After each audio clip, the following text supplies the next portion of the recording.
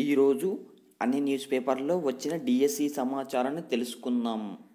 ఒకరోజు కష్టం మరొక రోజు సులభం అనే మెయిన్ టైటిల్తో డిఎస్సి న్యూస్ అయితే రావడం జరిగింది. పూర్తి వివరాలను తెలుసుకుందాం. డిఎస్సి ఆన్లైన్ పరీక్షల తీరిది. ఆన్లైన్ పరీక్షలపై అభ్యర్థుల్లో అనేక అనుమానాలు. ఒక సబ్జెక్టులో ప్రశ్నలు కొందరికి కష్టంగా, కొందరికి సులువుగా. దీనివల్ల నష్టపోతామని అభ్యర్థుల్లో ఆందోళన. డిఎస్సి నియామకాల్లో జాప్యం తప్పదా? ఇప్పటికీ కొన్ని సబ్జెక్టులకు వెలువడని ప్రాథమిక కీలు, మరికొన్ని సబ్జెక్టుల ఫైనల్ కీలది అదే పరిస్థితి. పూర్తి వివరాలను తెలుసుకుందాం. డిఎస్సి ఆన్లైన్ పరీక్షల తీరిది. ఆన్లైన్ పరీక్షలపై అభ్యర్థుల్లో అనేక అనుమానాలు. డిఎస్సి 2018 ఆన్లైన్ పరీక్షలను అస్తవ్యస్తంగా నిర్వహిస్తూ ప్రభుత్వం లక్షలాది మంది నిరుద్యోగుల ఆశలపై నీళ్లు చెల్లుతోంది. ఉద్యోగాల కోసం ఏళ్ల తరబడి ఎదురు చూసి లక్షలు వెచ్చించి కోచింగ్లు తీసుకొని రాత్రింబవళ్లు కష్టపడిన వారి జీవితాలతో చెలగాటమాడేలా డిఎస్సి పరీక్షలు తీరు నడుస్తోంది.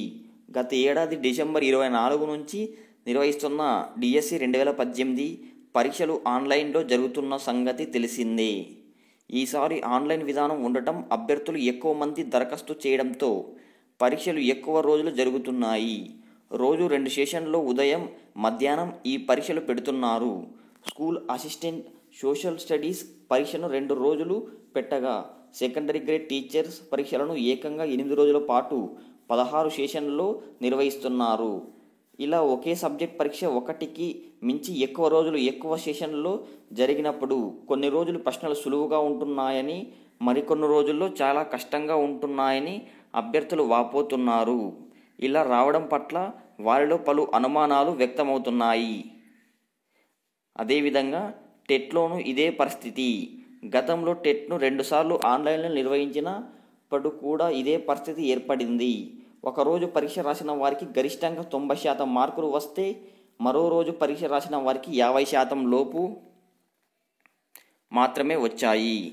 దీంతో ప్రశ్నలు సులభంగా ఉన్న రోజు పరీక్ష రాసిన వారికి లాభం చేకూరగా, తక్కిన రోజుల్లో రాసిన వారు నష్టపోయారు. అప్పట్లో అభ్యర్థులు దీనిపై మొరపెట్టుకున్న పాఠశాల విద్యాశాఖ అధికారులు పట్టించుకోలేదు. మళ్ళీ ఇప్పుడు అదే పరిస్థితి తలెత్తింది. డిఎస్సిలో అర మార్కు తేడాతో పోస్టులు కోల్పోయే ప్రమాదం ఉందని, ఇలాంటి సమయంలో సెషన్కు మధ్య ఒక్కసారిగా 15 నుంచి 20 మార్కులు తేడా ఉండటం వల్ల తమకు తీరని నష్టం వాటిల్లుతుందని అభ్యర్థులు ఆందోళన చెందుతున్నారు. దీనిపై పాఠశాల విద్యాశాఖకు తెలియజేసిన ఫలితం లేదని వాపోతున్నారు. నార్మలైజేషన్ విధానాన్ని అనుసరించాలి. ఈ నెల 18 నుంచి ఎస్జిటి పోస్టులకు పరీక్షలు ప్రారంభమయ్యాయి. 18, 19 తేదీల్లో ఇచ్చిన ప్రశ్నాపత్రాలు చాలా సులభంగా ఉన్నాయని అభ్యర్థులు చెబుతున్నారు. తర్వాత రోజుల్లో రాసిన వారికి చాలా కఠినంగా ఉన్నాయని పేర్కొంటున్నారు. ఆన్లైన్లో నిర్వహిస్తుండటం, రోజు 2 సెషన్లు ఎక్కువ రోజులు పాటు ఒకే సబ్జెక్టు పరీక్షలు జరుగుతుండడంతో ప్రశ్నలను వేరువేరుగా రూపొందించి వాటిని పరీక్ష రోజు ఆయా సెషన్ల వారీగా అభ్యర్థులకు కేటాయించిన కంప్యూటర్లలో అప్లోడ్ చేయిస్తారు.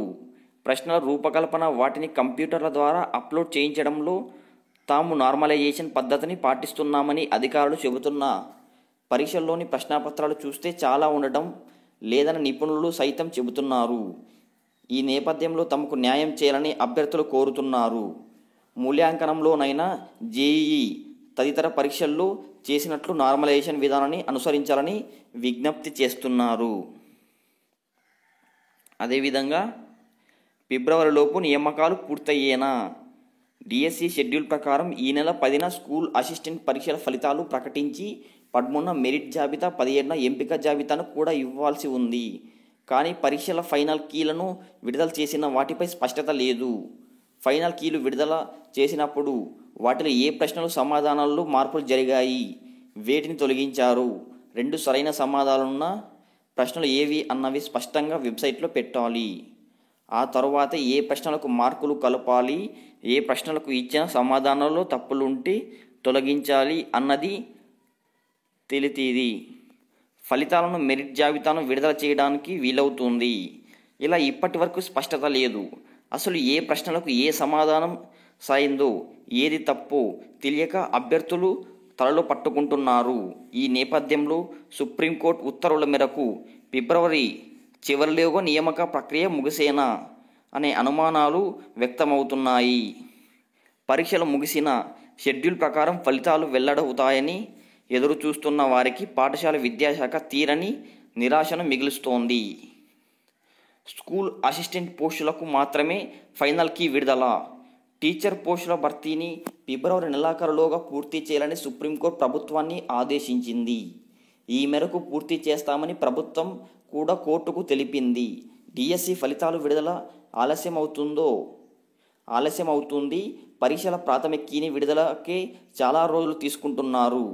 మొదటి దశలో స్కూల్ అసిస్టెంట్లు, languages, non languages, PGT, TGT, ప్రిన్సిపాల్లు, PED, music, craft, art, drawing, భాషా పండితుల పోస్టుల పరీక్షలు ముగిశాయి.